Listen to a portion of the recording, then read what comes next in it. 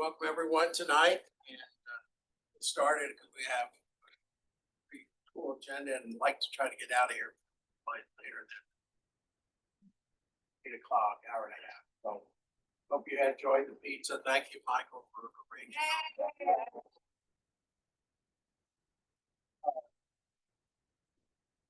Enjoy.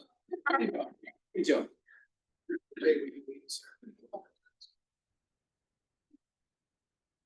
Right, and good. I pledge allegiance to the flag of the United States of America and to the republic for which it stands, one nation, under God, indivisible, with liberty and justice For all.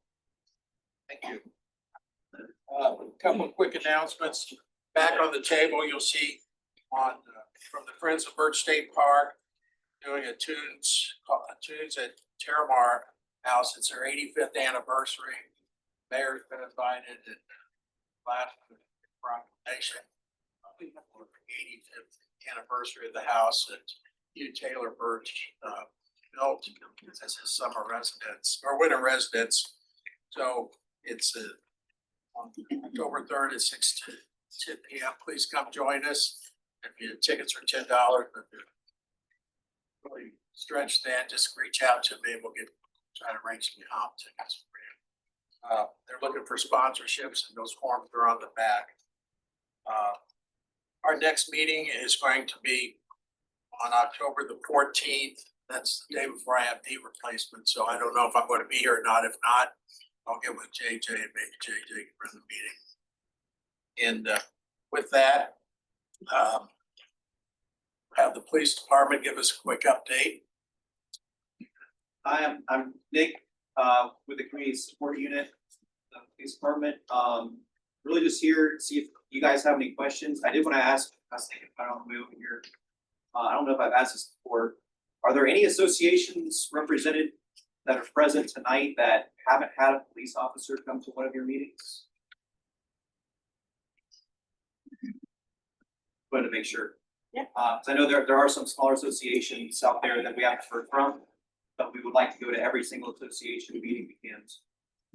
If you guys are familiar with any that don't have a police officer, just let us know. Appreciate it. Any questions for me regarding the police department? Still making progress on our headquarters. Bill probably knows better than I do, but I think it's March of next year we're expecting it to be completed. So until then, we're at 1515 West Cypress Road in our temporary headquarters. In case you need police reports completed or records department or anything like that. Thank you. And just an update, I'm still working with the chief's office who arranged that Zoom call that the chief wants to start back up with all district presidents on a every other month basis, similar to what Chief Dietrich did. And it's just trying to get the scheduling worked out and we'll be able to post something hopefully by next meeting. So the PI, Public Information Officer, Chief Sergeant was here and talked about last meeting, and that's what it's about. She's a captain now. Captain Craven. What's that? Captain Craven. Okay. So, thank you. I failed to do a roll call of officers. You get crime stats? I don't know who's the city like that's more, we do that per association. Were they trying What was the question? to do crime stats? It's a mixed neighborhood to neighborhood. Okay. Police districts. Districts. It's still pretty good ways off. Oh, okay. Okay, if there's no other questions, thank you. Thank you. Ask Jim to do a quick roll call of officers. Susie, first aid. Oh. Susie Burstein. Yeah. Here. Carl Lang here. Dr. Rader. Vanessa Foster, present. Carlos. Michael. Christopher. We have two missing. Where we have Frankie Lane and Mary Peliquin. Dennis. And Dennis Homer. Frankie is recovering from surgery and he called city committee since his. Maryland. Maryland. Oh, in Maryland, so. So. Your thoughts. and Christian is right here. What? Where'd you sneak it? Next up, Jordan, would you like to do the presentation? Both on the, are you doing the business survey as well too, or? I'll keep mine brief. We're pleased to announce Neighbor Leadership Academy, class 14.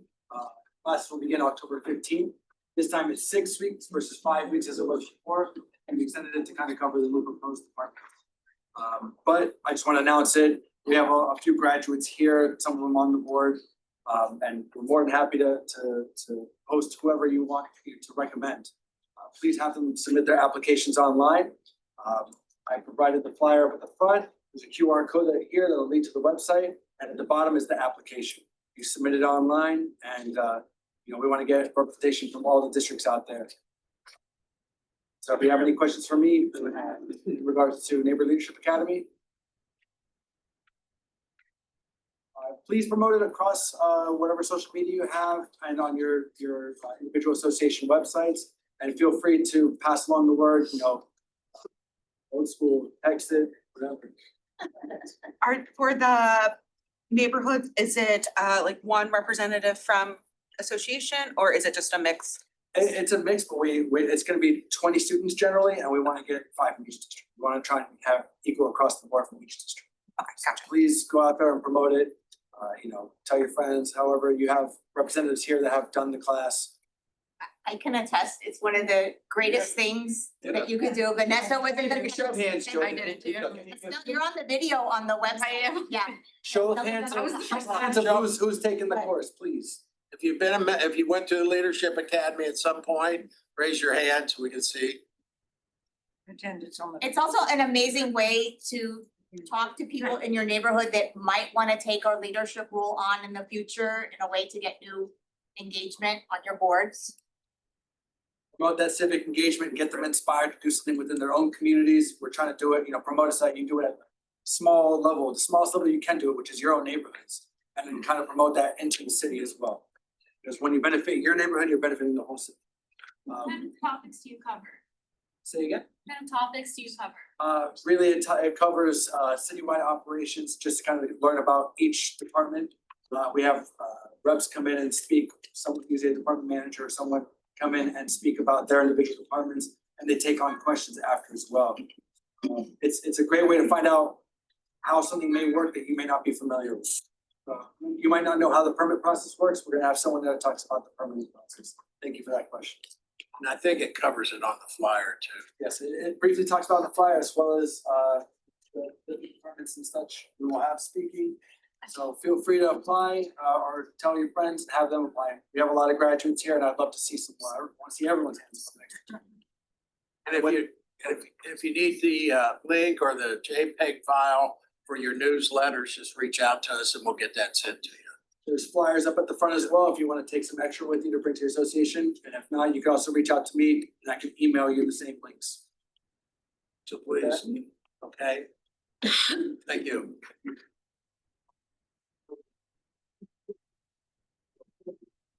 Good evening, everyone. My name is Erica Johnson. I'm from the city's Office of Management and Budget, and I'm here to just share really briefly with you about the city's business survey. I know this might not be a topic that is relevant to everyone in this room, but I know this is a very well-connected group. So hoping to give you a little bit of information about it. So the city conducts an annual business survey every year. It's an annual survey between midsummer and early fall. And this survey is really targeted at understanding businesses' level of sentiment and perception with the city as a place to do business. We cover topics from business expansion, retention, what people are looking for in terms of skills for employees. And the whole idea is we want to understand from businesses' perspective, where are the pinch points that businesses face? We want to improve those pinch points. We want to know where to focus our efforts, where to make improvements. If we're doing something good, we want to double down on that. The challenge that we faced over the last year is our response rate for this survey has dropped off. So we're doing a lot of outreach this year to really promote the survey and to ask people to reach into their networks to allow us to get some more results. Last year, we only had 70 responses, which it's a decent amount, 70. But when we know how many businesses we actually have in the city, it's a drop in the bucket. And so it's important to us to get as many responses as possible, so that we can understand from more people, what is it that we need to do? If we only have a few responses, that means it's very challenging for us to analyze the data. So with that being said, I do have some cards here today. My ask of you is number one, if you do represent a business, please take this survey. It'll only take you a few moments. I have flyers that I'll leave in the back that have a QR code. You can scan it with your mobile device and take it very quickly. I also have a link if you want to email it out or send it out. I'll send that through Jordan and get that out to you. And if you're not a business owner or, if you know someone who is, please share this with them. Again, we really want to hear from the community on how we can enhance our services. And this is one way that we're doing that. So if there are any questions, I'll take them, but that's all I saw your hand. Is it just like brick and mortar or anybody that? If you own a business. So if you're working out of your home, we want to hear from you. If you own a business with 1,000 employees. I tell you first. I don't have a question, but it's posted on the website, this link, and it's in constant contact, so it's out there. Search your emails or go to the city council's website, and you'll see it posted there. There's a link. Just click on the poster, and it'll take you right to the search. Promise I did not prep him ahead of time. I'm a small business owner. The question is really direct. In the past, in all the surveys that have been done over the years, has it resulted in any physical change in how the city does business towards the small businesses? Has there been anything concrete that has changed? Yes, so I'm primarily the data collector. I wish I would have brought Daphne along, but I do know that we have used the survey results. So one of the things, just as an example, that we've heard over the last couple of years is that communication with our businesses isn't what it is expected to be. So that's one area where we're really digging in and working on how do we better engage businesses? How do we work with them? How do we understand what their needs are? Because I think that's been another challenge that we've heard is the support services that we're providing aren't necessarily what businesses need. So we did refine the survey quite a bit this year, understanding that some of the data points that we had been receiving weren't all that helpful for many communities will change. So next time when we get the results, I'll bring Daphne and share a little bit more. So are nonprofits included in the business? Okay, thanks. Just one, you reached out to the chamber and asked them to send it out to their members. I did. I actually was there last week doing this exact same presentation. Very Yeah, good. but if you have other ideas or groups that we could talk to, again, we're really looking to increase the response rate. Maybe Rotary. Great idea. Thank you for that. Okay. Okay, I'll leave the cards in the back. Thank you so much for coming.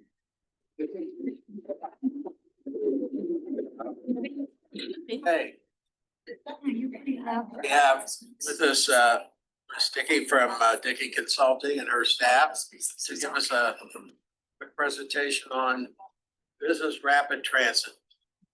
Good evening, everyone. Good evening, everyone. Good evening. Hi, I'm Kay Marie. I'm back. I'm actually a Fort Lauderdale resident now, so I'm feeling pretty proud. So I'm here to publicly promote the bus rapid transit, which is under the Primo plan. This is specifically a survey that is going out for the Oakland Park corridor. So that is from Seaside, Sawgrass is 15.4 miles with 10 new stations that are gonna be state of the art. So the survey is really about the look and the feel of those 10 stations and what amenities go. So whether you use the bus transit, you know somebody, everyone has something to say about the station's look and feel. So what kind of amenities are important? What does it look like from a safety standpoint? And this time the survey, I know you guys are having survey fatigue, as someone told me. This was only 10 questions. It's just your comments about the look and the feel of the bus. So we really appreciate your feedback on this. We are currently going across all 6 municipalities. To date, we've had 15 engagements out of the 27 that are required for us. So we're feeling pretty proud, and we have 372 surveys collected, along with a lot of different unique public comments that I think are gonna really influence the aesthetic and the project going forward. So if you guys want QR code, website, or if you want us to come visit your HOA, we're happy to do so. But this is the project, 3 minutes, short and sweet. Any questions? Hi, what is the projected transit time between Ocean Boulevard and Sawgrass Mills? Currently, I cannot, that technically I'm not allowed to answer that question, but I have heard that right now the route is 96 minutes in total without So, emergency. But we're gonna take the questions and get back to you. We will give them to BCT. but VCT did say 32, 37 minutes. Okay, big But I difference. will write the question down. Somebody's gonna report back to them, I know.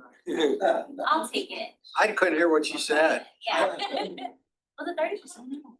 She is adorable, but I also know that. Didn't quite hear you. How many additional stops and how did you arrive at that specific number being necessary? She can't answer that. I only answered that because it's a technical question, but also you could count the dots on here. But let us get your question. Let's get his question. Are you getting his question, Dana? I'm recording it on my phone. Yeah, the question is, so how do you get to that specific number with the population growth we will have by 2030? Is that enough? So if you. Question. Okay, I got it. Ladies first. So these stations look really nice. It would be really nice to see these stations all over Broward County. What is Broward County going to do? Are they gonna have attendants in here to keep them free from becoming homeless shelters? Another technical question that I'm unable to answer. To the list. So Mr. President, I make the suggestion to you too, that every civic association has a newsletter. Please put this in their newsletter. I'm committed as president of Lake Ridge, and I'll put this in my newsletter. I know probably you could be going on the site, yes? And so that, knowledge is not knowledge until it is shared. People can see this and start talking. Okay? Got it. There it is. And that is why we're here. We actually wanted each one of you all to be able to allow us to put something in your newsletter. Betty Shelley, are you in?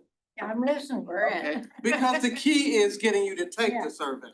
Great. That's the key. That's why we're here, You is know, to ask you to take the survey. That's why we're here. we walk together. Yep. Question. More of a comment. How do people know about this? Because I get all the civic associations will find out, but the general public has no idea about anything. And I know BCT says they're sending this out or they're putting it in a newspaper. We can't answer that. No one reads It's on the website. That On the is, BCT website. that's a Stratcom question, but I will relate it to the BCT leadership.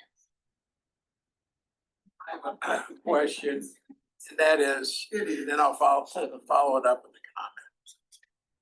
I'd like to know how many millions of dollars this project's going to cost? And is it being paid out of the 1% tax, surtax for transportation? Yeah. We can't answer that question. No. It's on the website, yes. And the reason why I ask is, when they initiated that 1% tax, the first thing they did with our money was went out and bought all new buses. Okay, they seem to be spending a lot of that 1% tax on transit. We need, here in Fort Lauderdale, we're one of the largest contributors, but we don't even get our fair share back. So, and it's not only to go for buses and transit, it's supposed to be used for roadways and other. We'll take your comments back.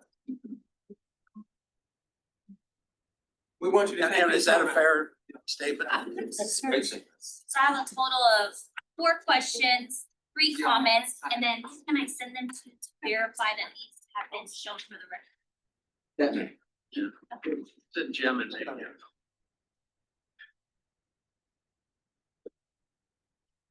We may have a question.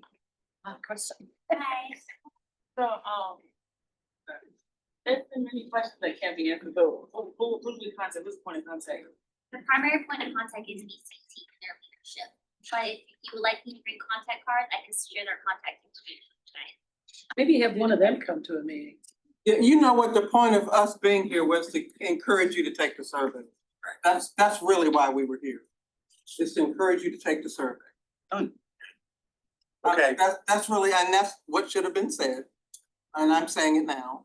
And because that's why we're here, to do what we call a community drop-in. So if any of your HOAs wanted us to come because that's how we're gonna get them to take the survey. But actually, he said it correctly. If we can get it into the actual HOA newsletters, then that's a way for them to take the survey because we can get you the link. And that's the bottom line. That's our role here tonight. Is to get you to take the survey. We put it on our website. Okay, so we'll get you the link so that it can go on the website. I'll take it, we'll put it in the next newsletter. Okay, that's terrific. Thank you so much. Yeah. And Ms. Dickey, if a representative for our trans would like to come and speak and address our concerns and questions and comments, Okay, please have them reach out to us and we'll put them on the agenda. and we will take that back. Absolutely. Thank you so much. Thank you.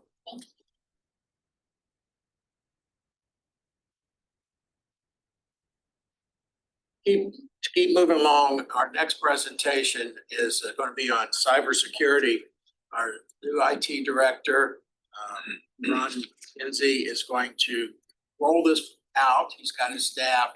I'm pleased to say that at the last commission meeting this week, or last week, our city manager, Raquel Williams, made a comment that we were going to be the first group to have us rolled out with the idea of neighborhood groups being able to, civic associations that have them come out in the individual's community. And so it's an hour-long presentation, so I apologize ahead of time, it's gonna be long, but I hear it's good stuff and very engaging. So it's called Cyber Smart Warriors. So good evening, everybody. Good evening. Good evening, everybody. Good evening. Now we're talking, exactly. I gotta hype you up before my team comes on. As he said, my name is Ron McKenzie and I'm the new CIO/IT director for the city. Cyber Smart is an initiative that we have in which, as opposed to only being cyber smart internally and trying to make sure that we don't fall prey to ransomware or anything like that, we want to make sure that others, as we take it to the community, know how to stay cyber safe. We see computers all over the place, we see phones, we see various different ways that you interact. We want to make sure that we take it to the neighborhoods, show the neighborhoods how to be safe. And I'm smart enough to know to have smart people that are going to tell you. So I've got my cybersecurity experts and my project managers and everything like that. So they're actually going to be doing all the presentation. The person I've got leading this project is Miss Angela Marinas, and I'll let her take it from here. But let's stay motivated, let's stay active. And we look forward to coming out to your neighborhood. So after this is over, hopefully we'll get an invite to come actually to your neighborhood and to be able to present. Angela. Thank you, Ron. Good evening, everyone. Thank you for joining us. We're gonna walk you through a process tonight that you're gonna hopefully walk away with some information. Please make it as interactive, ask as many questions, because our goal is for you to walk away with at least a little bit more detailed information so you can be cyber smart. That's the reason that our Cyber Smart project, and I'm gonna introduce Joe. He's our cybersecurity expert on the team. And we have Amandos, who is our leading trainer, who's helping us, and senior project manager at the city of Fort Lauderdale. We have our division manager for software applications, and Sandra Cabrera. And we have Kamari, who is our admin supporting this project and will be involved in answering any questions. So I'm gonna go ahead and turn it over to Amandos. Let's get started. Looking forward to this. Come on. All right, good afternoon, everyone. So I'll start off with a question. Raise your hand if you have a smartphone. Everyone. So cybersecurity affects everyone. That's why cybersecurity is important. It keeps our computers safe, keeps our smartphones safe. Everything that's connected to the internet can kind of pose a cyber threat. So it's really important for people to be aware of what cyber threats are, what cybersecurity is, different things like phishing, and how to spot red flags, because cybersecurity affects everyone. And usually cybersecurity is defined as protection of your data, your devices, your networks, your computers, smartphones. Like I said, anything that's connected to the internet.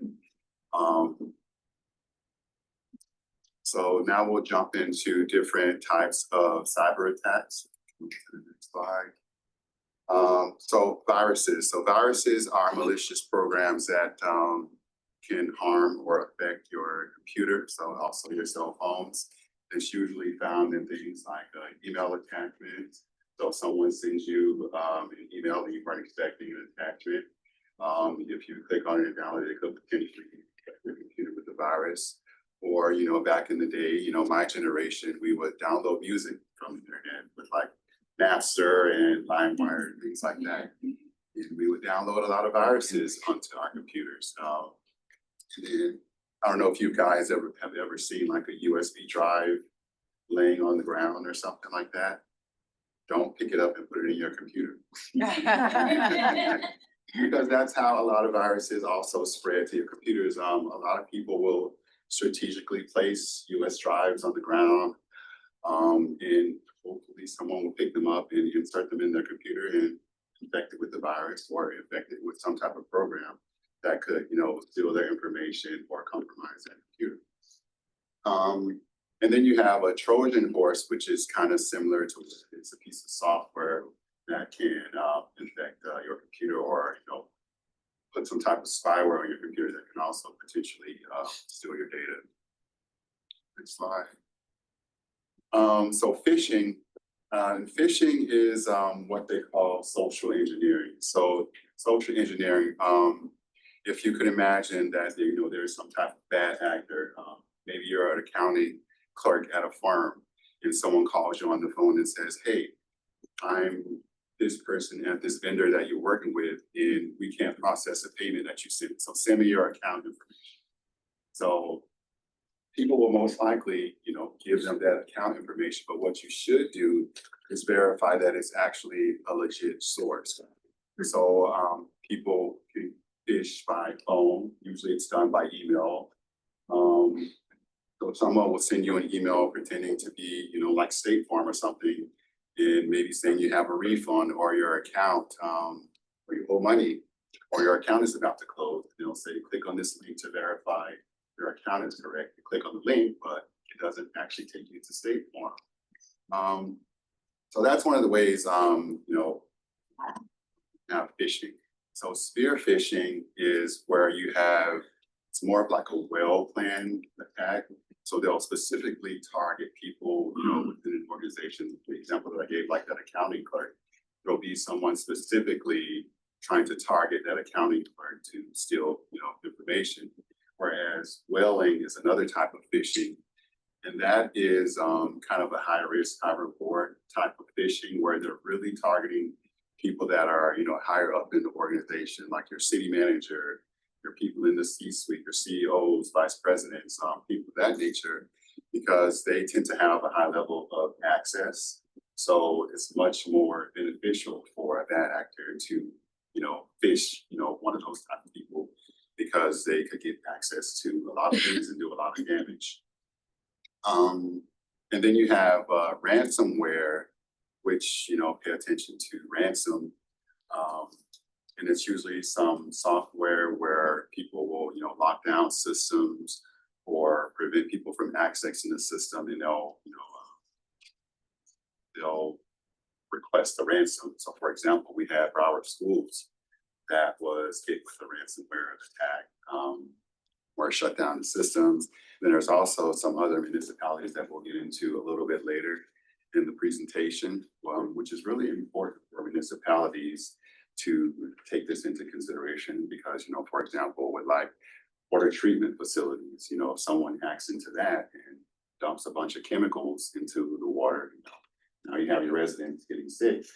Or if, you know, there's a ransomware attack and police can't access their systems, because a lot of people don't understand that public safety also relies heavily on technology. Now you really have lives that are at risk because public safety can't access their systems. So, and then we have scareware. So I don't know if you've ever been browsing the internet and then all of a sudden you get like a pop-up that says you have a virus on your computer, or there is something wrong with your computer. Click this link to see what's wrong with your computer. That's scareware, where it's meant to scare you into clicking on like a fictitious link or downloading some type of file that will actually download a virus or do something malicious to your equipment. So I'll tell you a personal story. And this was actually back when I was living in Michigan. So my family's here from Florida. And I get a call from my mom because this exact thing happened to her. She's browsing the internet, she clicks on something, and it's something that tells her that she has a virus on her computer. So she's on the phone with someone that she's talking to someone from Microsoft. So she calls me, of course, I'm very annoyed because I taught her better than this. So I actually yelled at her. And because I'm a good child, I actually called her back afterwards and apologized. But this also because, growing up, sometimes it's said that your parents, sometimes they'll get mad with you, but it's something different when they're disappointed with you. So this was my opportunity to voice my disappointment to my mom. But yeah, so this guy was telling her that there was a virus on her computer and he was requesting payment to remove the virus from her computer. So she calls me on three-way and says, I clicked on something and now it's saying my computer has a virus. And I have this guy on the phone, Microsoft, and he's saying he's gonna fix it for me and I need to give him payment. I'm like, just yelling at him. Hang up the phone. So she proceeded to do so. Close your browser and just restart your computer. So that's my personal story for scareware. So if you're browsing the internet and something pops up and says you have a virus or something like that, it's something that's meant to scare you and to get you to click on a link and, for someone to request payment or actually steal your information. So now we'll jump into ransomware case studies so we can see, well, what's the result of, when a municipality or some type of entity experiences ransomware. So we have the city of Atlanta. They experienced a ransomware attack in 2018. So, and the cause of the ransomware attack is due to weak passwords. So one of the tips that we kind of give you is make sure you have strong passwords. And what's a strong password? A password that has it's alphanumeric, so it has numbers and letters, uppercase and lowercase, and then it also has, those special symbols, so like the number sign, exclamation points, things of that nature. Those are more strong passwords. And so the city of Atlanta, they had a ransomware attack. People were using weak passwords, and the password was easily cracked. So, question. Raise your hand if you have your password written on a sticky note placed on your keyboard. So no one's admitting to it. Or if your password is password. Or if your password is corny or 1, 2, 3, 4, 5, 6. So who has a password that's their son's or daughter's name or birthday? I know there has to be someone in there. Okay, no one will admit to it, but that's very common.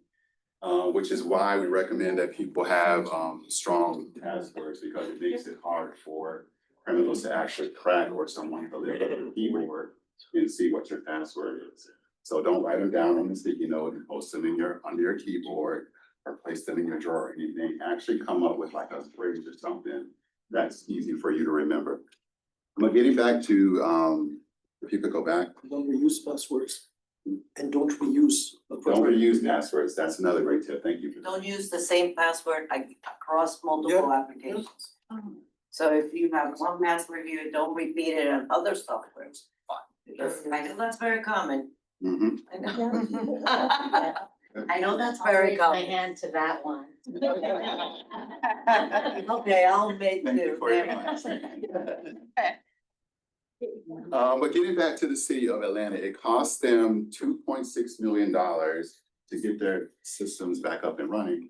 But one very fascinating thing is the ransomware amount that was requested by the bad actors was $50,000. So does it make sense to pay that $50,000 or the $2.6 million to restore the systems?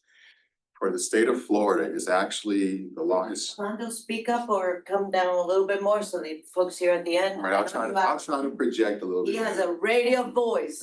He's gonna project it. Yes, so for the city of Atlanta, I was saying how their ransomware amount was actually $50,000, but it cost them 2.6 million to restore their systems. And so you kind of have to weigh out the pros and cons, but for the state of Florida, the law has changed and made it illegal for municipalities to pay ransoms. So that's not an option anymore for Florida. So if we got hit with the ransomware attack, and it was a minuscule amount compared to what it would cost to restore systems, well, we can't pay ransom in Florida anymore, so. Plus, there's no guarantee they'll restore your systems. True. Yeah, good point. So the next ransomware case study is for Colonial Pipeline, and also with passwords. It cost them $4 million to get everything restored. And for me, this kind of hit home because like I said, I used to live in Michigan where they kind of rely heavily on like natural gas for like furnaces and stoves. So if you could imagine if it was the dead of winter and your provider for your gas got hit with a ransomware attack and you lost your gas and you're sitting there freezing in the winter. So now you're talking about life or death. So cybersecurity is really important. It affects us all. Next slide, please. So next we have the city of Baltimore, which also got hit with a ransomware attack back in 2019. And the city of Baltimore, this actually hit their public safety. So police lost systems, people were unable to pay their water bills, people weren't able to pay for parking, tickets. So, and they had a very high cost to get everything restored. $18.2 million is what it cost them. And $8.2 million of that is just from lost revenue. So people not being able to pay their bills, things of that nature. Next slide, please. So I will turn it over to Joe that will teach you how to spot some red flags and how you can really spot phishing attempts. Thank you. So now that we know that phishing is out there, now we need to be able to take it one step further. We need to be able to recognize what these emails look like or what these kind of attacks are, how they're coming to us. So the important thing, there are a number of things that we can look at, there are a number of things that we can look at. There are, when we're looking at these emails, we need to be mindful of what are they asking for? Who are they coming from? They may look like they're coming from our insurance providers. They may look like they're coming from other hospitals or other service providers, but it's mostly key to understand that they are trying to put that pressure on you. You got to pay now. You have to, or service is going to be turned off. So it's like I said, it's being mindful of what they're asking for and how they're asking for you to do it. Once again, it's being mindful of the tone, it's being mindful of these really flashy titles. Oh, you're expecting a refund on your account. A bill is due. A lot of these emails, they try and act like they're authority. Oh, we're a customer service rep. We are a bail bondsman. That's a growing threat that we're seeing out there. Let's see. This could be contractors who are asking, oh, we've done service on your house or service on your, or we provided a service recently. Where's our money at? Thank you. So some of the other things, or some particular things to be mindful of is when you get these emails, it's being mindful of that email address. Do you recognize it? Is it something that you are expecting to get?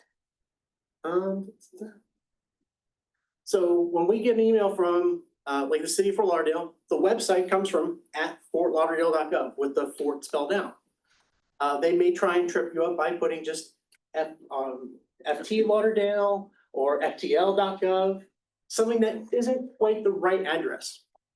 Or they may even try and replace characters in there, replacing some of the L's for ones, or maybe making it fortlauderdale.biz. Sorry, I saw that one recently. These emails, when they send them out, they're sending out thousands at a time. They're not really trying to hit, a particular person. So they may have a really generic title. Hello, sir, madam. Once again, or hello, customer. Like I said, they're just trying to see whoever can click on these things. Sorry. One of the other big things that used to be a key indicator was that these emails weren't really spelled out properly. Unfortunately, now with AI, that trick doesn't really work as well as it used to. So now it's, once again, it's still being mindful of what are they asking for and when are they asking for it?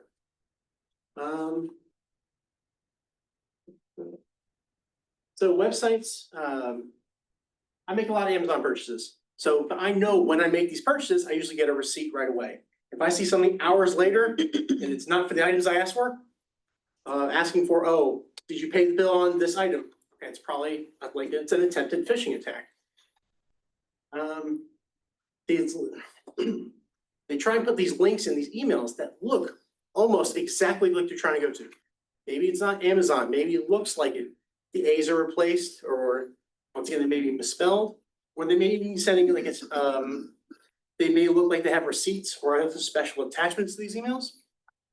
Once again, it's being mindful of what are you getting and are you expecting to get it?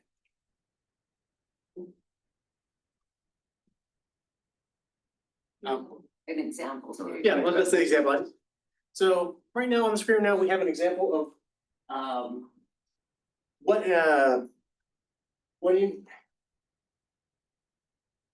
So, and this is an example of an email. Can anyone, based upon what we've kind of shared with you so far, can you spot any red flags in this email? Can't see it. Yeah. Spelling. Final notice. Urgency, email address, urgency, urgent, email does not match up with what's Spelling it. Yep, exactly. okay, good job. Good job. And .co, it's not even a US based because that would be .com. Exactly, yep.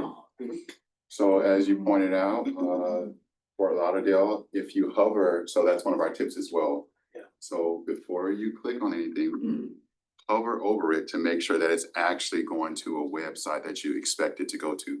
So we're kind of pointing out that if you hover over fortlauderdale.gov, it's not actually going to fortlauderdale.gov.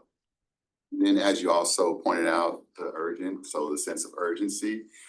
And then for us, well, we know we don't have a city hall building next door anymore, so that's no longer our physical mailing address. So just really paying attention to things like that will kind of help you spot out or spot the red flags within an email to decide on whether is this a phishing attempt or is this a legit email.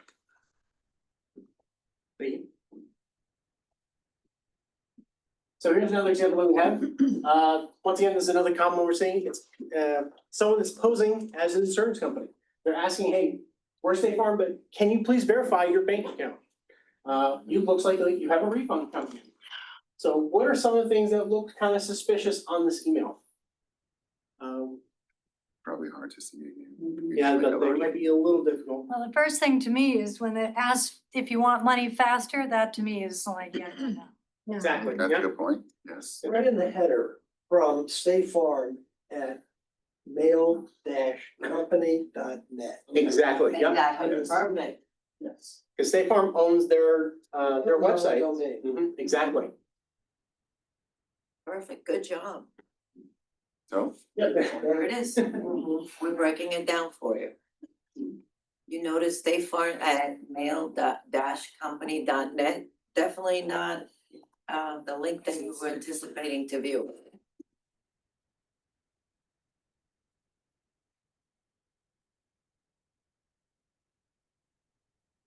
and then we also have a couple other pointers. So people love money. So if someone says you're getting a refund, you're excited about that. So it's kind of creating that sense of urgency. And also, if you don't take action, we'll refund the money to your saved financial account. So it's that sense of urgency to really try and get you to click on something or to give your information.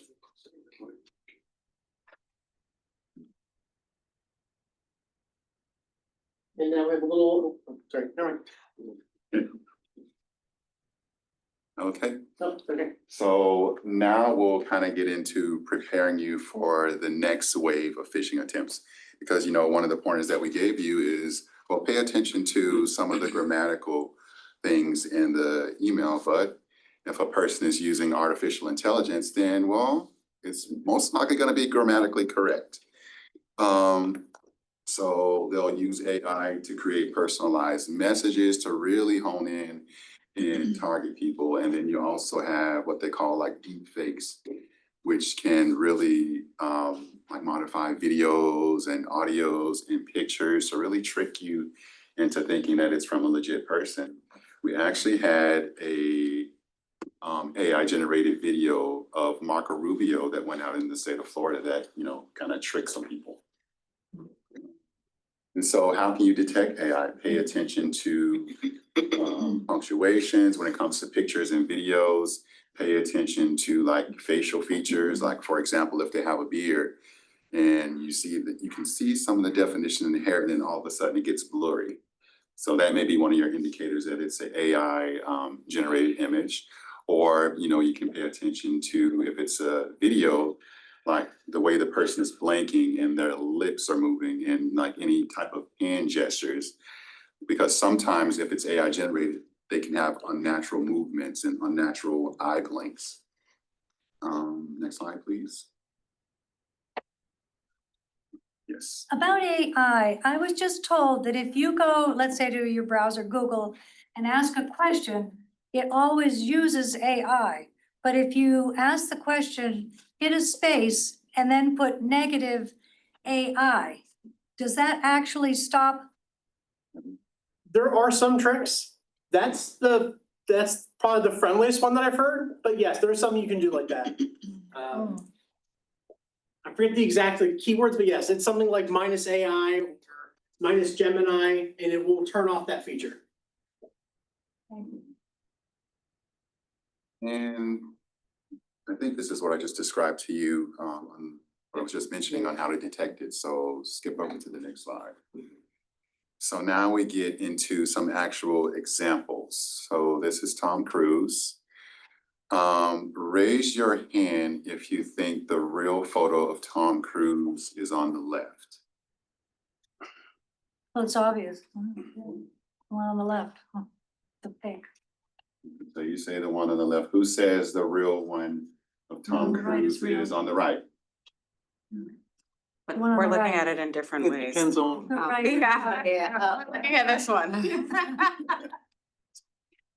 The left of your. Oh, it's one on the right. Or under the review. So for me, There's still the left and the right. yes. Those have a big expression, so you look that way. Next slide, please. So the correct photo of Tom Cruise was the one on the right. So whoever said the one on the right is correct. Because if you look at his face, you can see he has some wrinkles in his forehead. And then you can kind of see more of like a defined chin. So again, just really paying attention to like small nuances in the picture. As you can see, the fake picture looks very close to the real picture.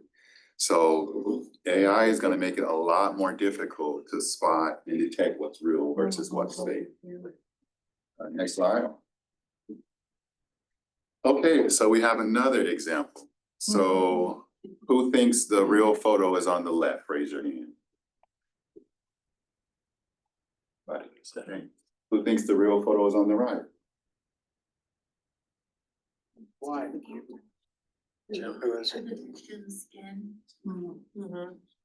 point.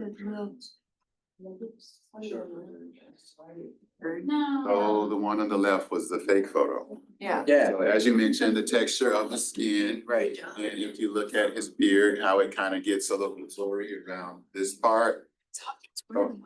Not Those are some of the signs that it's a fake photo by texture of the skin, blurriness like around facial features, or, you know, if the smile looks a little bit weird too. So, you know, little things like that. Yeah. Everybody's got. Like a facial recognition, that's like that really tough, that picture was pretty tough. That's our point. AI is gonna make it very tough. Because, and AI is gonna get better and better and better. So it will get to a point that when in doubt, you have to find out and ask. If you are part of some of the social media accounts, you're gonna notice that there's a lot of good, feel-good stories. If you look at the caption down at the message, it says AI generated. So you see, oh, the lady who adopted a child, or who picked up a dog that was stranded in the middle of the ocean. A lot of that is AI generated, but it's gonna get better, because they're doing a great job with it. Go ahead, Amanda. No, okay. Any questions? Any questions? Good job. What's your question? It may not be for this, so you just let me know when you're ready, but when you did the examples of the other places that have been subject to phishing attempts, has the city of Fort Lauderdale, and have we had successful phishing attempts and have we paid out money? I was waiting to ask that question myself. I was waiting for you to come in. Yeah, baby. So Joe, It was plastered all over the headlines. Jesus. Joe will explain what happened. So we did have a few successful attempts. They weren't quite ransomware level bad. But there was someone who did receive a fake email. They thought they recognized the name on it. And they're like, oh, it's for a construction bill. It was $1.2 million. They said, oh, this is legit. And they signed it up. They signed up and it just was a level of implied trust and we paid out to malicious actors. So unfortunately, we weren't able to get most of it back, but I unfortunately don't know all the details pending. And city employees received this training that we just received? Yeah, absolutely. So that's the key. That's one of the bigger reasons why we drive it. We have to drive it internally, but it also affects you at home. If it can happen to us and we have systems, we have different things that happen, it definitely can happen to you. Yes, sir. Do you run any kind of internal checks on that, like you intentionally send out an email that? Yes. Yes, we do. See if people click on it or respond? Yes. Absolutely. Good. Yeah, we have Another a, question? No, okay, that's a yarn. Okay. Maybe. Okay, yes. So on the flip side, behind the scenes, have you guys paid the ransomware and had to recover information? And then secondly, for years, I think it stopped recently, I was getting these things saying like, your city of Fort Lauderdale credit card or something. I don't know, I had reported it multiple times to the city, but I kept getting these emails saying that something about like my city of Fort Lauderdale credit card or account or something. unless you're a city, Oh, I know it was a thing. I was just saying, I didn't know if you guys were aware of that was going around. Yeah. No, there's a lot, I mean, we run a test, how many tests, phishing emails we run internally, 56,000? Yeah, we've run, was it several thousand tests every week? Go, the whole city basically gets one every week. Have we paid out to get As far our, to as- get our information back? Like, No, we have No. not, Okay. we have not been hit with any, we've been very lucky. Now, one of the things Do we have that, data recovery, like, have we purchased data recovery? we do, we have a lot of systems in place. So from a technical perspective, we're covered. But one of the things you're gonna learn from this exercise, technology is only one layer. And we've put up all our barriers to protect the city. That's our job. Our goal is to make sure we keep the city safe. Make sure that we keep the city data safe, not just the city internally, but externally, our business partners, their credit card information. Right, we do a lot of work. Now, but you will learn something, that the number one reason that phishing and attacks happen is human error. So the reason that we're all here is because we're so passionate about this. We've been doing this, we're doing it internally and externally. We want to educate our city users to also be wary. So to that email phishing, somebody actually clicked, they entered all the information, it looked like an attorney, it was the attorney that they were currently working with, so they weren't able to spot something very minor and click. Now, a whole story that happened at the city. We had another resource that unfortunately also received information from an attorney that they were working with on a case. They saw it, they were familiar, this is Joe, he always sends me an email. They clicked, enter all the information they asked her to enter. Everything was fine. 2 weeks later, her payroll went missing. So what they did is they used her information to go into her bank account and redirect her payroll account to a separate savings account. So, and by the time she realized that wasn't paid, two payrolls after. So, and these are educated, individuals that we work, they get phishing emails every day, trust me, I hate them, but I get them. And we educate, we have software that, we just went through our annual training of software to really educate the city. But unfortunately, it's human error. And I know in the presentation, they're gonna tell you the percentage, how many people think it's 25%? Human error? Human error, 25, It's hard either. 50, 70? Probably. Okay, good hands, okay. Now, Mando's back to you. Okay. Real quick, Oh, this is you, the whole thing? when you were talking about attacks with the Fort Lauderdale and all the pushes that you're doing for city employees. 3 years ago, IT came to the Citizens Advisory Board and showed us how vulnerable our systems were. And we made it a priority to work with the commission to start bringing a lot of upgrades. And this budget year kind of finally got to the level we needed the city. Correct. We were very far behind 3 years ago. Absolutely. Thank you for bringing that to, Yeah. reminding me that, absolutely. 2 years ago, and some of you may have not remember our former director, Tamika McKay. She used to say our servers were as old, they were so old they can drink. And that's how we started our budget presentation. The servers were so old that they could drink. So thanks to the Budget Advisory Board and those that supported the initiative, we were able to upgrade our system. Now, we're constantly upgrading, we're constantly modernizing. As you can see, technology is moving faster. It's evolving at a speed that we're constantly updating, but we are absolutely better off than we were 2 years ago. And we expect to be even better, a year, 2 years from now. We'll continue to move in that direction.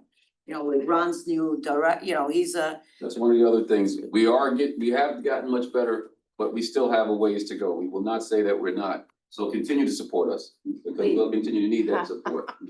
And I just wanted to say one other thing as we talk about deep fake and everything like that. It is so difficult to tell, look at what we can do, right? Literally, people get applications and so they will make themselves look younger and post that younger picture on social media, right? And you think it's you. You're like, wait, this is how I look this way. They also do it the other way. They'll take a child and tell a child how that child will look at 18, 25, 35, 45. That's all AI. That's all different ways that they're able to manipulate and make you believe something else. And people start to believe that they actually look that way. You don't look that way. But they think they do. They'll put on, different screens and different things to make sure things happen. But just to make you alert, to check again, to make sure that it's the right source, the right thing. And I'm gonna pass it back to the team. But just as you're starting to think of all of these things, and that's why we say, we reinforce it. We have ways to test emails. We do many things internally, but we wanna make sure when you go home, you're just as diligent. Thank you. With those things that you were talking about, when you Filters put and in stuff, the right. pictures and all that stuff, like.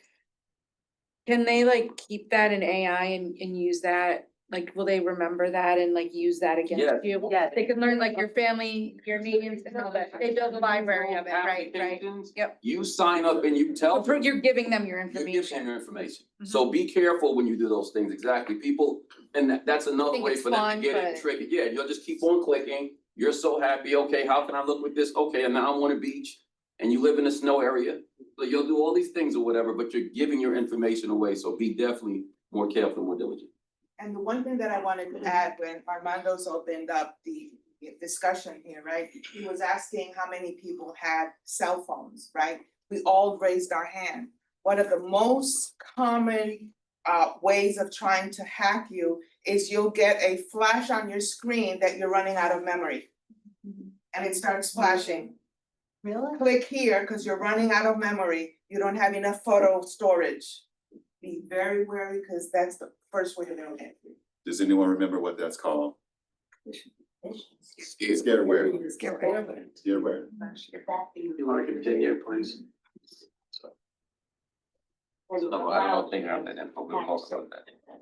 Well, Yes. nothing's Nothing is hack safe. but at least likely to. Yeah. And before we just move on to Amanda's, I do wanna share something because on social media, right, who doesn't have Facebook, Instagram, right, Twitter and all the fun social media accounts out there, right? What do we normally do? Hey, I'm at an event tonight, here, look, with Mary and with Ron, right? Well, they're using that data against you. Because they can collect that data and say, you were, I met you, we met at the event. We talked about Ron and Armando's was there. Correct. And you asked such great question, can you help me get a copy of that? Click this link. Correct. So be very careful. When in doubt, don't click. Don't click anything. Go ahead, Armando's. So what I wanted to show you here is the difference between an original video and an AI generated video. Look and see just how close they are. Mike can read me my cues and stuff and correct me. And I thought, oh, this was so great.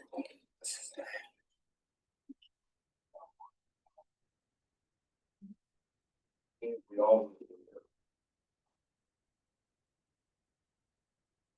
No, I don't see it. So AI is gonna make it a lot more harder to spot the real from the fake. Next slide.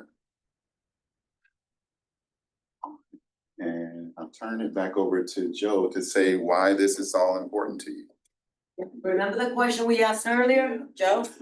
So once again, why is this important? Because 74%, 3/4 of all the incidents that are caused by phishing and scareware are caused by human error. People getting too comfortable and just either not reading emails, oh, I'll just click on this and deal with it later. The problem is once the consequences take hold, it's already over. So once again, for phishing repercussions, we're worried about losing out on banking information, worried about losing out on private information, social security numbers, birth dates, passwords, or any other sort of personal information we may have on our phones that we want to keep secret. Once again, this is all building up to a profile for stealing your identity. For one of my own personal stories, my uncle, he got an application about 1.5 years ago for filling out for Medicare. He didn't realize the email address was wrong. He filled it out. As soon as he clicked send, he was like, wait, I shouldn't be getting this just yet. Not even 10 minutes later, he's getting an email flood saying, oh, you're applying for credit cards in India. He was, these malicious actors, they're acting faster than ever.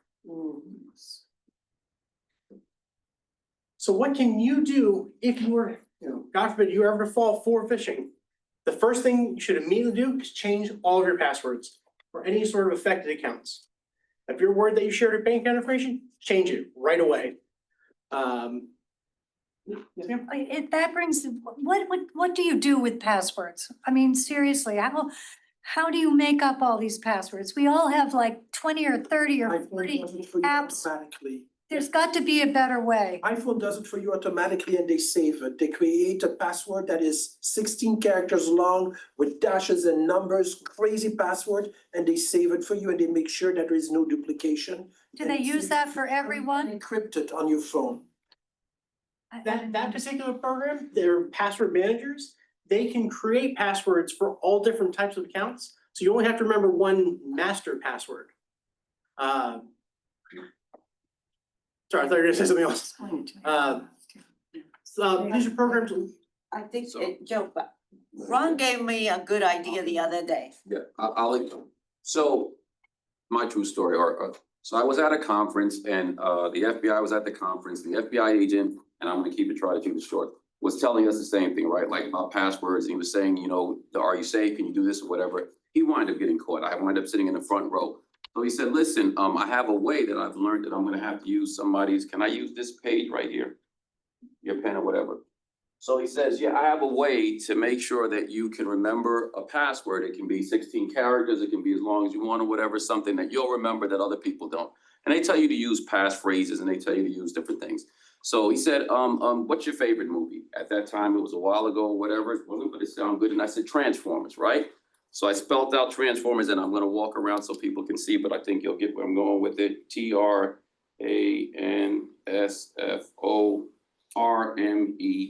right? 1, 2, 3, 4, 5, 6, 7, 8, 9, 10, 11, 11 letters, transformer, correct? I don't know if you guys can see it, but transformer, right? Then he said, okay, pick one of these letters, and one of these letters is gonna be your letter, right? And that letter that you make, you're gonna make that letter a symbol. Only you know, right? So let's say I say, I'm gonna choose the R because my name is Ron, right? So wherever it's an R, I'm gonna put an @ sign. And there's 2, 3 R's in transformer, right? So on my password, only I know what that code is. For somebody else, it may be an asterisk. For somebody else, it might be a dash. For somebody else, it may be whatever. So only I know that, right? Then they said, okay, listen, for a bank account, let's just say, right? After you finish, you put the $, and let's say I have Bank of America, BOA. So now my password is transformer, the way that I spell it, $, BOA. And if it's another bank or whatever, like Capital One, right? CAP or whatever, so on and so forth, right? Now let's say it's an email account like Yahoo or Google or something like that. Then let's say the symbol that I used before that is a star. Then star Yahoo, star Gmail. And I don't have to spell the whole thing out, but you get what I'm saying or whatever. You can shorten it or whatever, right? And then if it's something else that I'm like Social Security or something like that, I may use another thing like a dash. But only I know that. And so it's always a dash. And if they say from time to time, every 3 months or every 4 months, you've got to change it or whatever, the only way that I change it, like, so instead of $ BOA, now it becomes small b, small o, small a. Literally that simple. And if I ever choose to change this symbol, I know what my code is. It's a R, that's what I use. I can change this R to a dash, dash, dash, dash next year. But you're still doing you're still doing, so it would be T dash, still spelling out transformers, but just putting a dash every Correct. R? Correct. Yeah. But each one is different. Every single password I'm gonna have is gonna be different. He's replacing the R for an X. Correct. And then each one, so then afterwards for banks, I got a $ and BOA. For Yahoo, I got a star and then Yahoo. For this, I've got a dash. And then when I change it every 4 months, I change it to undercase. So all I have to remember is transformer and my code. That's all I have to remember, transformer and my code. And if I choose to change the code, like what happened, I had a system that I logged into and it was 3 years ago that I logged into the system. I already knew this year I may have used a dash. The other year I used a star. So I was still able to log into my old accounts because I knew what the account was. That's only my word and only I know. So I know if I change it from, and it takes a while before, like usually 12 times that you have to go before you remember. So it takes a while to change that star to a dash, but every single one of your accounts will be different. No one's gonna know what it is from one to the other. If they were to get one of my accounts, they won't get my Yahoo account because it's different, and only I know. I only had to remember one word and my code.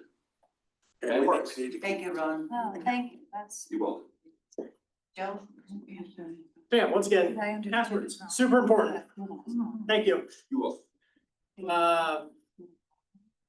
So a lot of our accounts, we can sign into them on multiple devices. If you were signed into, let's say, a bank, Yeah. sign out on everything, your phones, your laptops, everything, iPads, whatever device you have. Then calling that account owner, whether it's, once again, it's a bank or if it's PayPal, and saying, hey, I have fraud. Put a freeze on those transactions, you can stop them.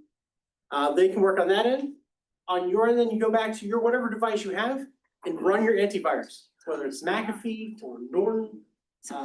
Malwarebytes is super popular nowadays. It's your ID, so. Sometimes when they create these, or when phishing does happen, you may go back on your computer and you may realize that there are other accounts, they look like there are other people on your computer. And for anyone who's interested, I can send a guide.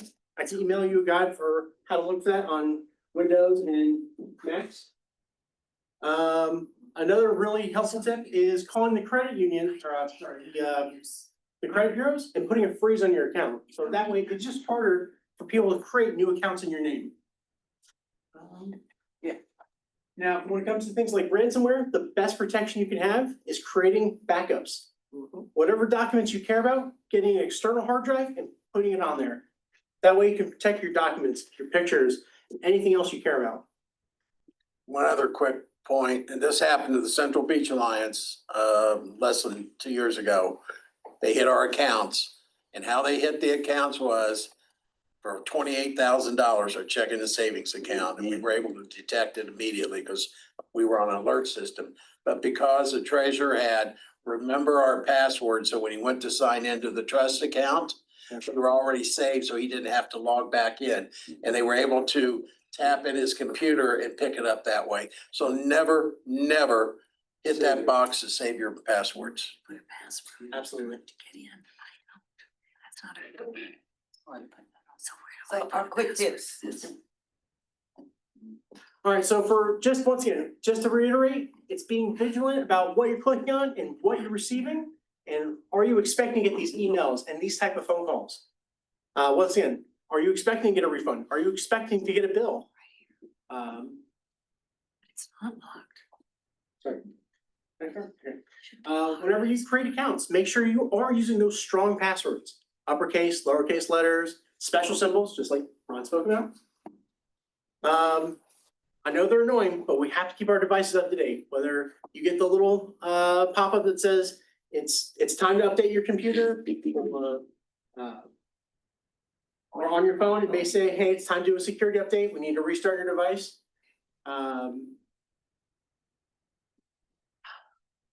VPN, okay.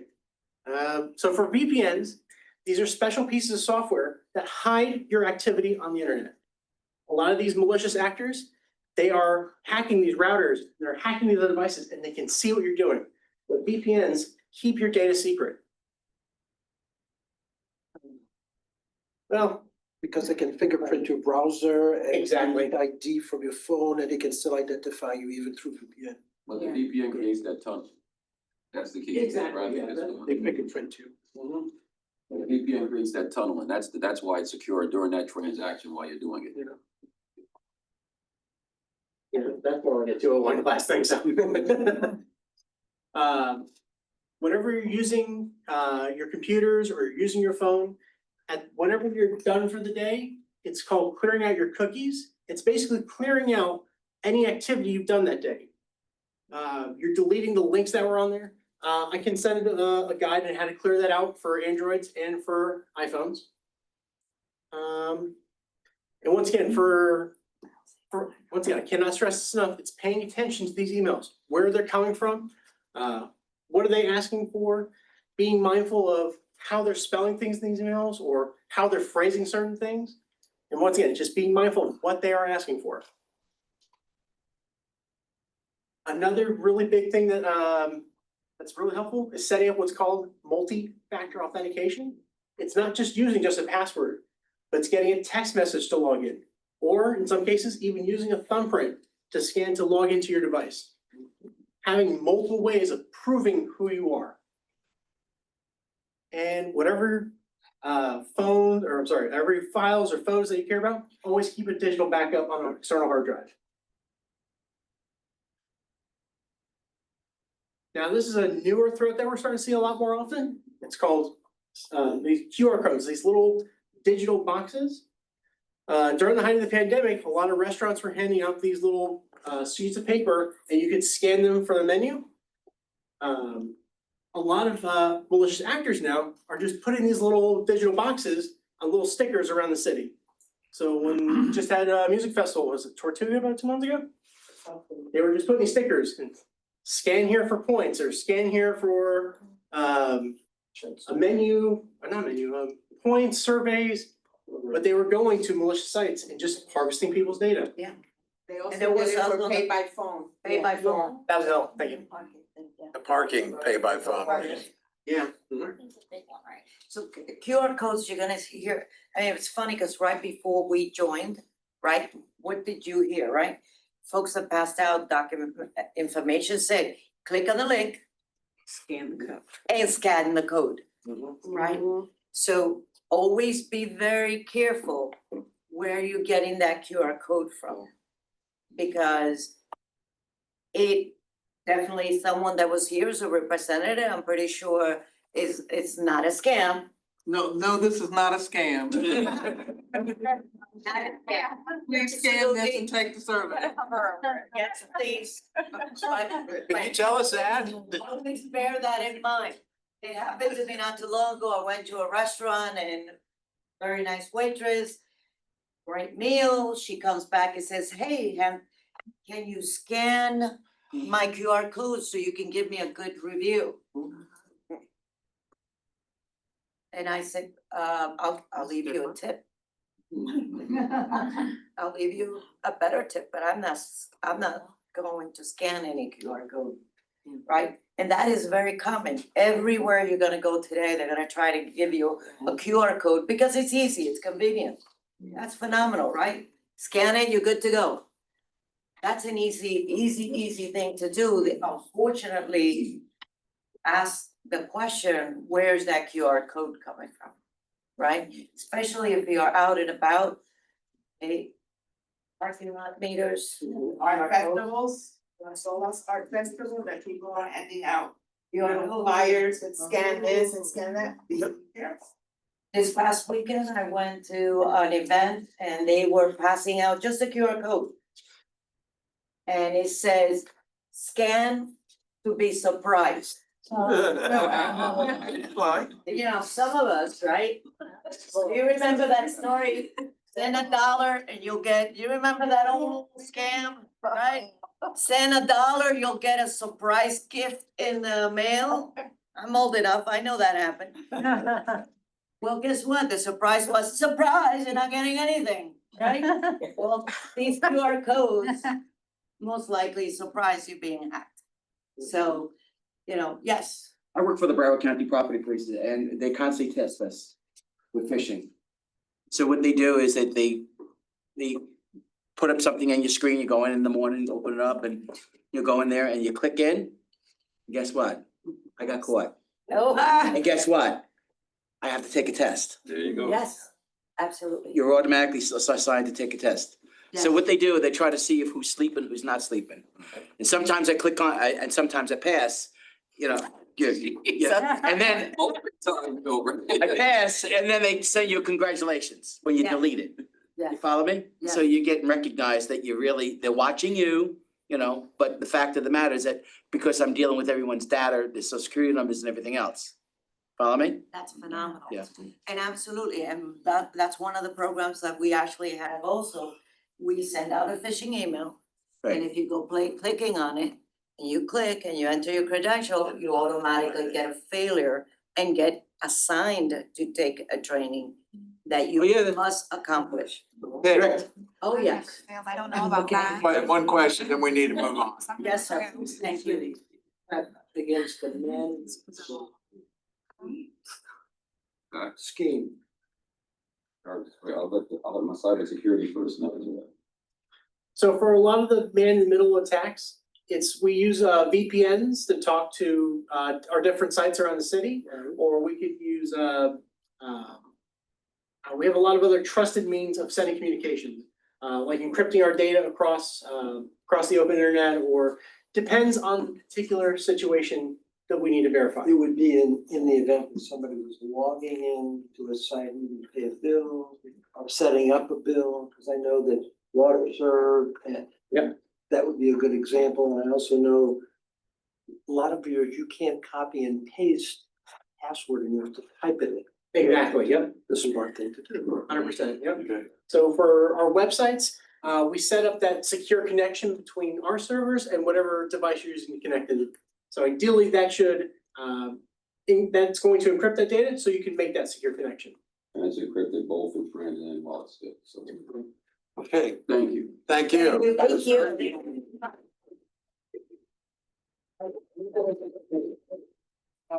PowerPoint, will you be able to share the PowerPoint with us so we put it? Yes. Are you guys gonna take this like out in town halls, out into the community? We are going out to the community We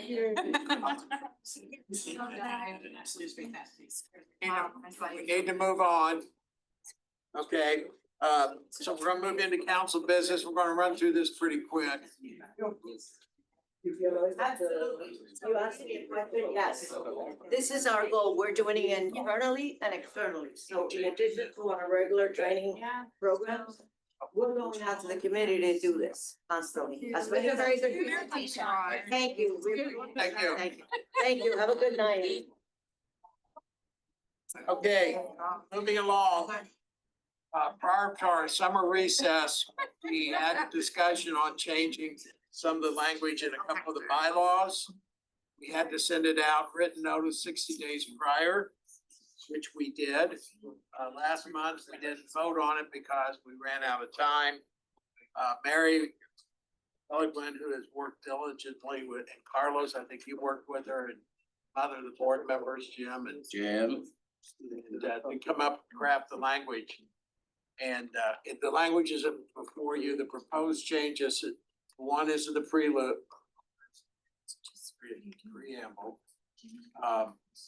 And you can see highlighted in yellow, and I will read it to you, that we just added, while the council affirms that open, uninhibited, and robust dialogue, debate on civic matters is essential to its mission. Members are encouraged to conduct themselves with professionalism, courtesy, and respect in all matters related to council meetings, communications, and activities.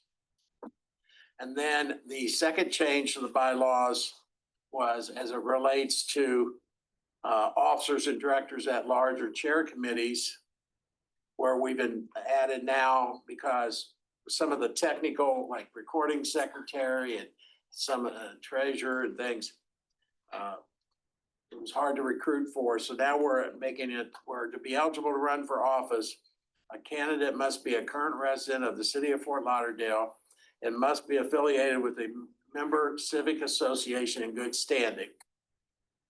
Affiliation may include, and is not limited to serving as a designated representative, alternate board member, or approved by the president of said civic association as an active participant of the association in good standing. If during their term a board member association falls out of good standing, or the individual is no longer affiliated with that association, the individual may be subject to removed from office in accordance with section 7. We've had some discussions at previous meeting before recess.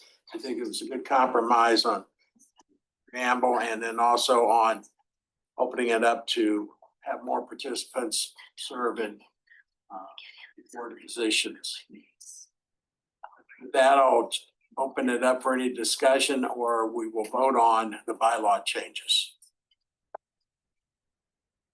Seeing no questions, we will do a roll call vote.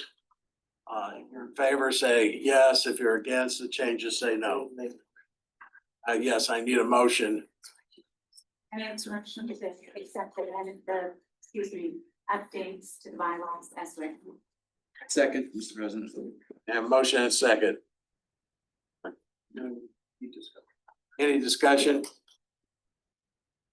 Call the question.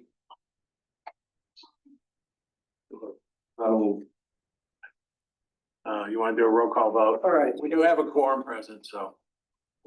Just to make sure that we didn't miss anybody, Coral Ridge, I'm gonna go through the paid members, and that was another qualification. It had to be a paid association, so I don't see anybody from Coral Ridge Civic Association, Coral Ridge Country Club.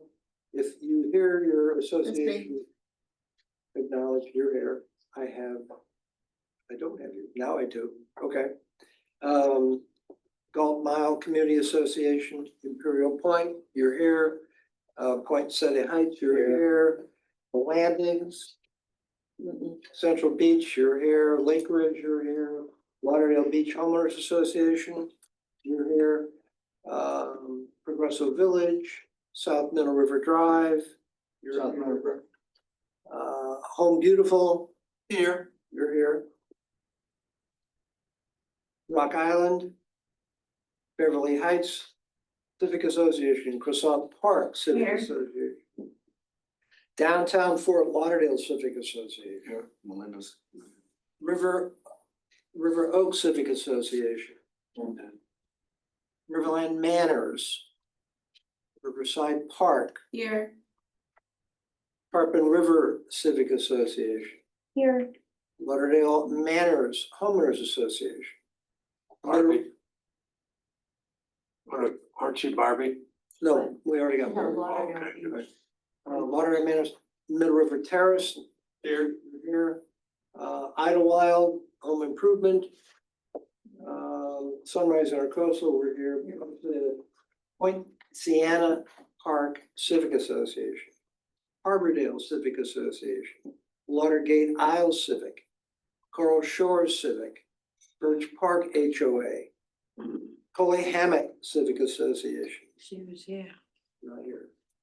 She was. Was. She left. She did. Bermuda Riviera Association. Melrose Manors. Bal Harbor. Flagler Village. Harbordale Beach Homeowners Association. Sunset Civic Association. Lauderdale Isle Civic Improvement Association. Golden Heights. Sailboat Bend. Here. And Lauderdale Harbors Improvement Association.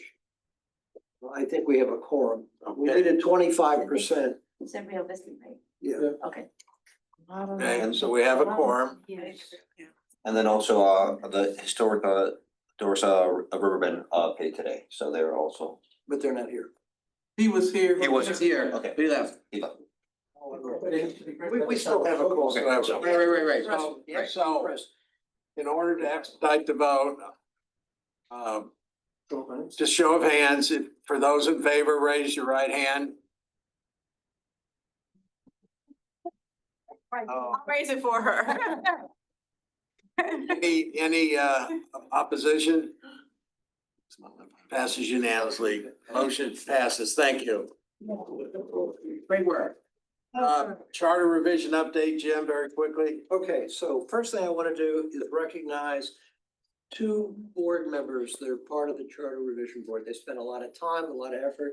That's Michael Albetta and Mary Pelican. Mary's not here today. She's the vice chair of the Charter Revision Board, but it's important that we recognize them because they spent a lot of time. So what I'm gonna do is real quickly, the Charter Revision Board did a presentation, actually the chair did, and the vice chair, Mary Pelican, did a brief presentation at the conference meeting on September the 3rd. The takeaway from that, there were two questions that we presented to the city commission.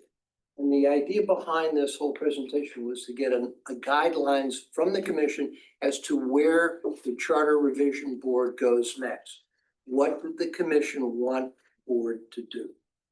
So one of the questions was, how much further does the commission want the board to delve into the charter? Because in the past 2.5, almost 3 years now, we've been going through every item, line item, word for word.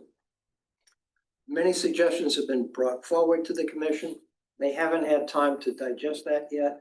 So because of that, the commission has suggested that we take a little bit of a pause, and I'll get to how long that's going to be in a minute. One of the items that we brought to the conference meeting was that we don't have enough time to go through every single item word for word, and we need help from the city attorney. That may be forthcoming. Our mayor commented on the fact that they really haven't had time to review all the information that the Charter Revision Board has put forward thus to this date. And because of that, that's why they want us to take that. So it's on the commission, the Charter Revision Board Committee is on a hiatus until after the October 9th city conference meeting, and I'll explain why that is. The other major question was about including P3s, the private-public partnership, in the charter or not. That was not decided at the conference meeting. That's really a referral back to the city attorney to make a decision because the state has made a recommendation that P3s be included in the charter. Why is that important? Because the charter is the governing body for the city. If you put the P3 conversation in the language, legal language in the charter, it means that it's in there for a long time until it's voted out. It's not something that this has been recommended by the state. They just said, the state has said that if you want to, you can, but you don't have to. So it's not a requirement. We're trying to align everything in the city's charter with what the state charter is and what the state charter recommends. Let's see. One of the items that was brought up by our mayor was as an example of things that may be revisited was the election cycle. The election cycle for the city commission on the ballot is typically every 4 years. That was changed back in 2018. One of the questions was whether or not we want to leave it that way. And again, that's going to be subject to a discussion by the city commission at the October 9th meeting. Let's see what else came up. And these are my notes from the meeting on September the 3rd, the conference meeting. So let's see, what else are we talking about?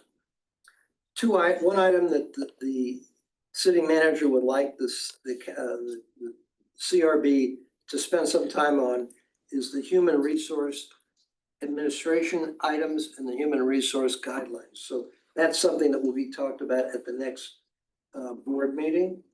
We talked about the outreach plan, and I think you all remember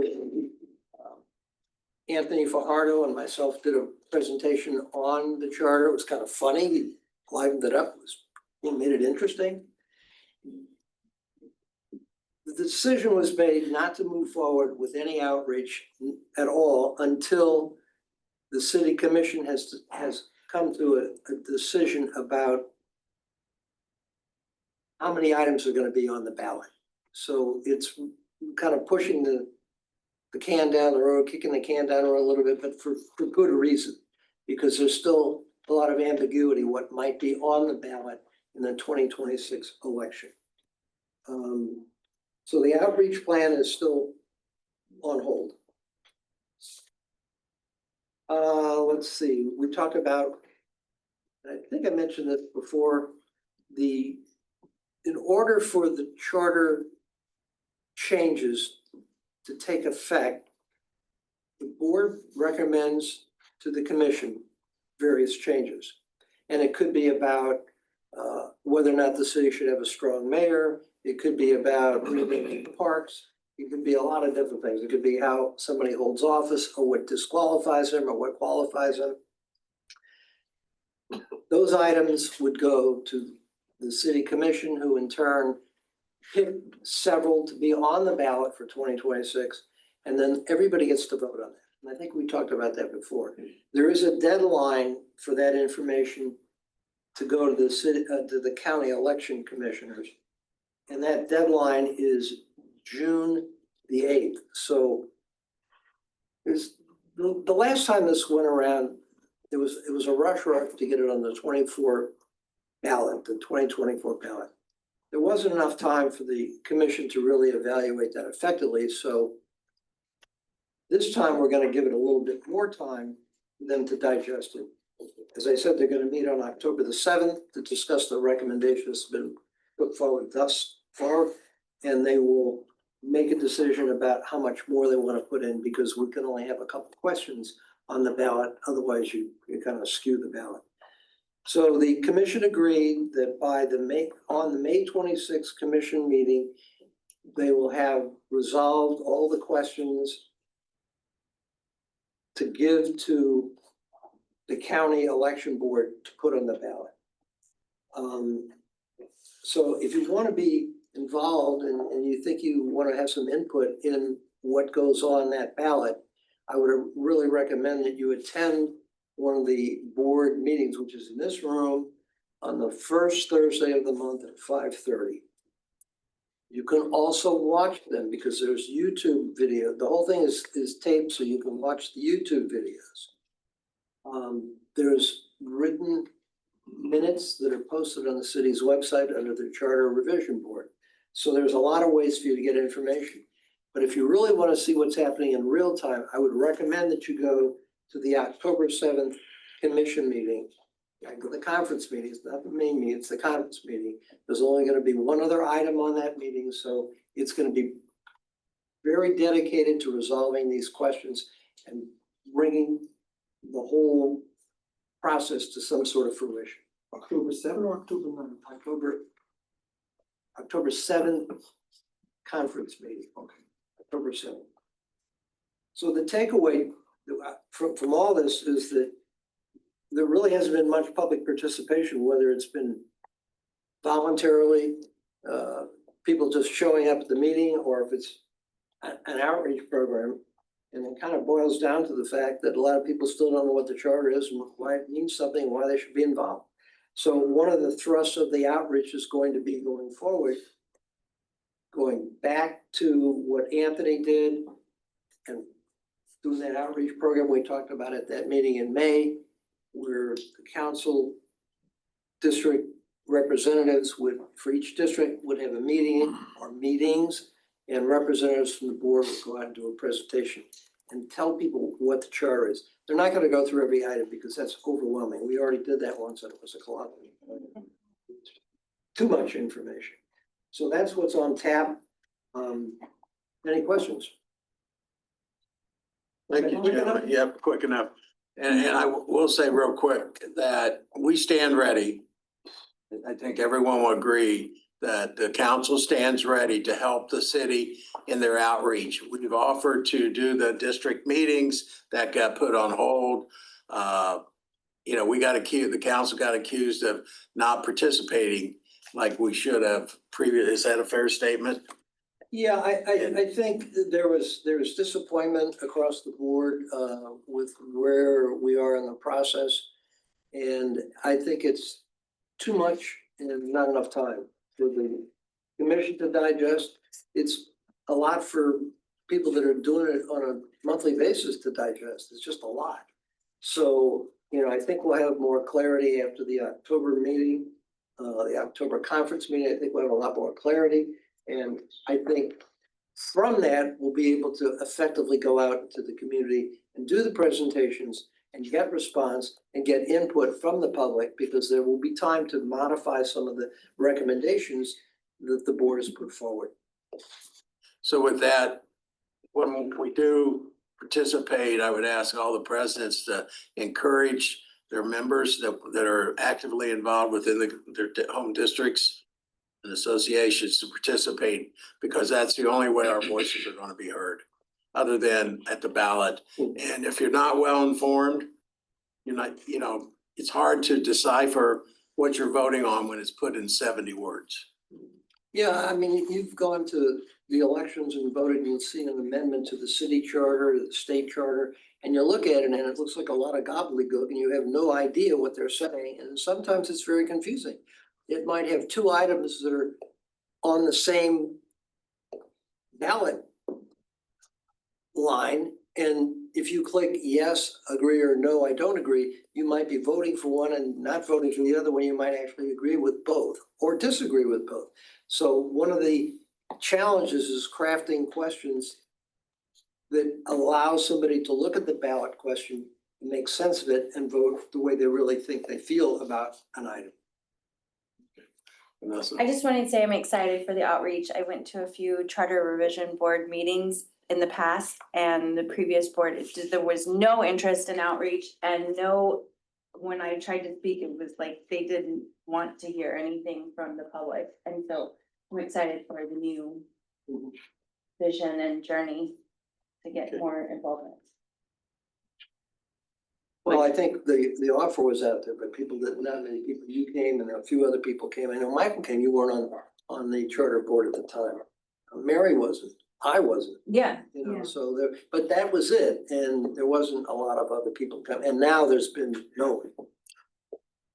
So since January, there hasn't been any public participation. So we encourage people to either come or watch the YouTube, and do it in your slippers. Yeah. Great. Thank you. Thank you. Moving along, P3 ordinance update. Marilyn's not here this evening. They did discuss at the last workshop. The attorney did a presentation on what changes that they were making recommendations. There was very little movement. You were there at the meeting, weren't you? You want to just quickly It wasn't. Oh, you weren't? At the P3 meeting, I was. Yeah. At the conference meeting. Oh, the conference meeting, yeah, Okay. But there was very little, I mean, I don't think they made any real decisions on moving forward. No. No, I do know that. Yeah, so I think it's gonna be further discussed when they talk about it at the October 7th meeting, if they're gonna have to include P3 and. That's like the, unless it's on the regular, it's not gonna be. Charter. Oh, I think it's been decided, it's probably not. Okay, so at the next meeting, hopefully Marilyn will have a little bit more. She's gonna reach out to Dwayne Spence, the city attorney, interim city attorney. Between now and then to find out. Troy Liggett, President of Middle River Terrace, is asked to speak on neighborhood public art projects that involve his neighborhood. Bill, I'll be very quick. I can give you a whole presentation. I'm Troy Liggett, I'm president of the Middle River Terrace Neighborhood Association. I never thought I'd be before you talking about this subject. It's something that's really rubbed us wrong in our neighborhood, and I think it's something that's that this board should address. I will make my ask up front. Our new cultural affairs officer, Joshua Carden, very great guy. I think you should invite him to explain how neighborhoods can have input in the selection process for choosing public art for a neighborhood. Our neighborhood was unfortunate enough to have $150,000 appropriated from the CRA to put a new sculpture in the roundabout on Northeast 13th Street, the Middle River Terrace. If you're familiar with that, A new one other than what's there now? the one that's there now is gone. There was one there. A lot of people thought It the was just- red. Yeah, it's the red different, with the different panels. It's gone now because 7 years ago, the neighborhood got grants to do that. The neighborhood found an artist. The neighborhood actually helped make the panels for that. It's kind of a symbol of our neighborhood, but the artist didn't do it right. Frankly, I wish they had the Public Arts Board to review his project because he used uncoated steel that just rusted. yeah. So they took it down, the city gave us $150,000. And it goes to the Public Arts Board. I'm not challenging their authority on this, but they have not provided the neighborhood a forum for any input. They held a meeting in August without notifying us. It seems like we get notifications on when as neighborhood president, you get several kinds of notifications, but they didn't notify us, and we have been very bluntly told that we posted on the city website, you could have looked. What they're doing first is they're choosing an artist, they're right in that now. They sent out a national call to artists. I think we're getting pushed back because they sent out a national call to artists, but they didn't do a local call to artists. And so we kind of made them extend the deadline for 30 days so local artists can give. Our neighborhood really would like a local artist, and I think they're looking for a national. So they held a meeting. Budget was found out at the last day before, and for the 62 applications that they received, they said, no, we're not making that public because it's our decision to make. You can testify about why you want, but Bill was there, that I had to pay $117 to make a Freedom of Information request to get copies of what they were considering at that meeting. So I think I would love to hear from Joshua at this meeting about notifying neighborhoods, letting them know about what selections are under consideration, and giving neighborhoods advance notice so they could come and make comments at meetings. Did they give you a reason why they went national? I think in fairness to Josh and the board, I think we should let's extend an invitation to Josh. I just wanted his experience. Did you ask that question and did they provide a response? No, okay. Okay, and I think it's really important, Jim, just for, in this current budget, first time, they put $300,000 for public arts projects. And that's to be split up amongst the 4 district commissioners.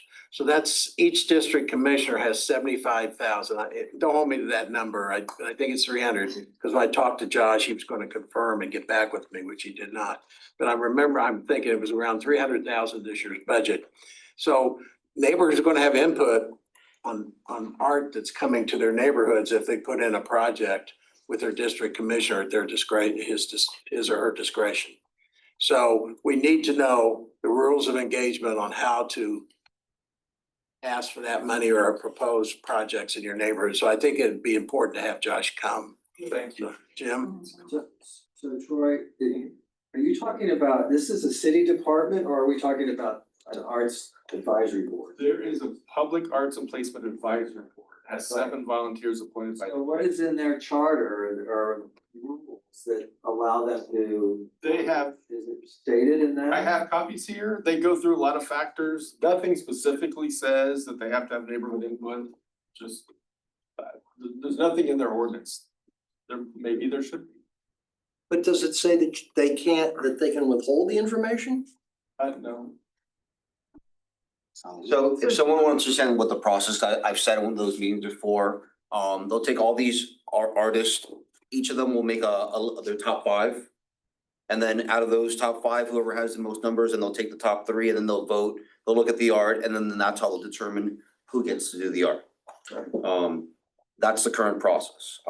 What public input is not, I've never seen it as part of it, but the board technically decides who the artist for that project will be.